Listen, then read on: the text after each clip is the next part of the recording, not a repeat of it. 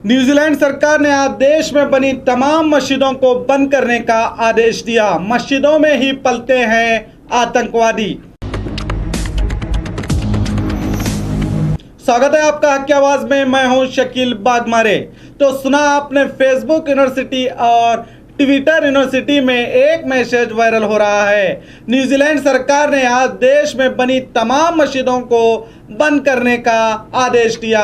मस्जिदों में ही पलते हैं आतंकवादी। Doctor Sambit Patra fan club नाम के फेसबुक पेज में सुधांशु सारंगी नाम के व्यक्ति ने 18 मार्च 12:18 पर यह पोस्ट डाला है। अब तक इस पोस्ट को 662 लोगों ने शेयर किया है और 1700 लोगों ने लाइक और 97 लोगों ने कमेंट करके अपनी राय बताई है। अगर आप इन कमेंट्स को पढ़ेंगे तो आपको पता चलेगा कि कितना जहर भरा हुआ है हमारे नौजवानों में। कोई अच्छा हुआ कहता है तो कोई कहता है ऐसा ही होना चाहिए था, तो कोई कहता है भारत में ऐसा कब।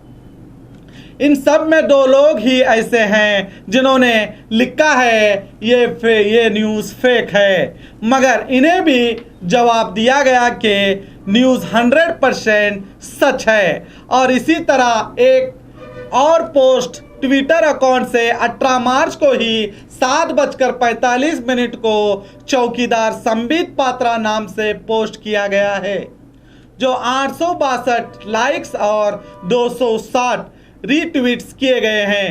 अब ये संबित पात्रा फेसबुक पेज या ट्विटर यही चलाते हैं या इनके नाम से कोई और, इसकी तो हम पुष्टि नहीं कर सकते, मगर जो भी हो इनका नाम से झूठ तो फैलाया जा रहा है, जबकि ऐसा कुछ भी नहीं हुआ है। और सच तो यह है कि न्यूजीलैंड के इतिहास में हमले के बाद न्यूजीलैंड की पार्लियामेंट का आगाज कुरान पाक की तिलावत से शुरू हुआ और प्राइम मिनिस्टर ने अपनी स्पीच शुरू करने से पहले सलाम किया।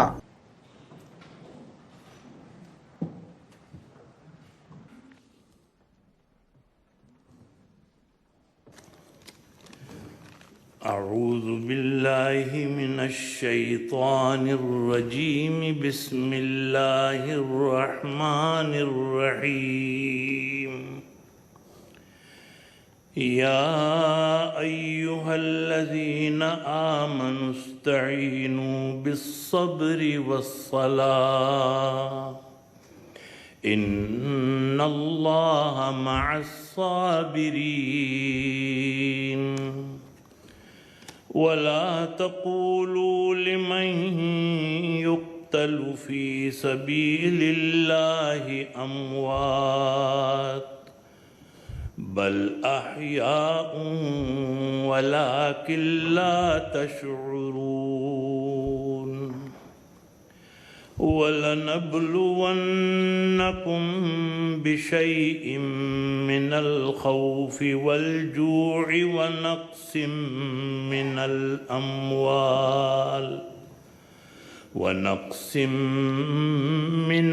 अम्वालि वल अनफुसि वस्समरात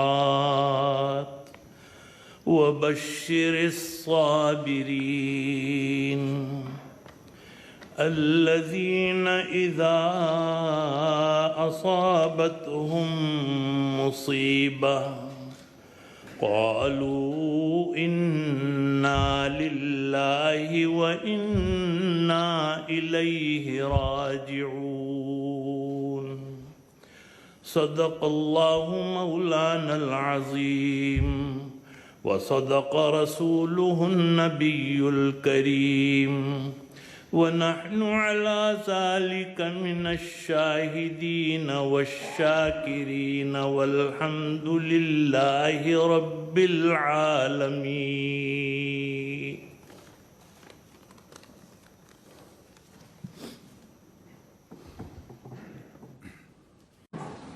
Mr. Speaker, Assalamu alaikum.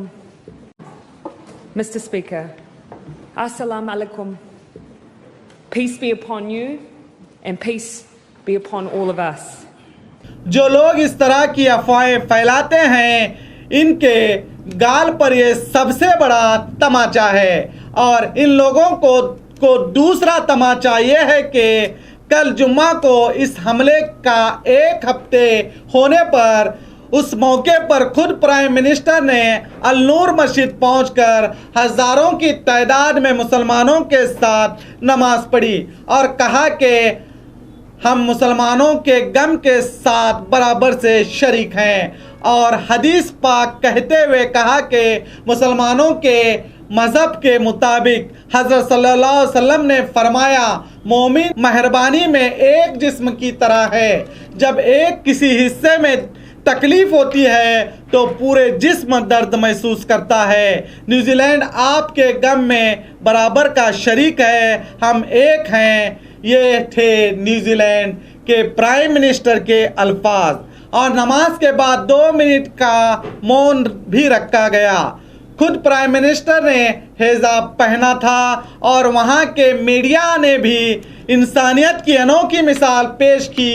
Reporter ने इस्लामी लिबास पहनकर रिपोर्टिंग की तो लेडी रिपोर्टर ने हिजाब पहनकर रिपोर्टिंग की और सिक्योरिटी गार्ड यानी चौकीदारों ने भी हिजाब पहने दिखाई दिए।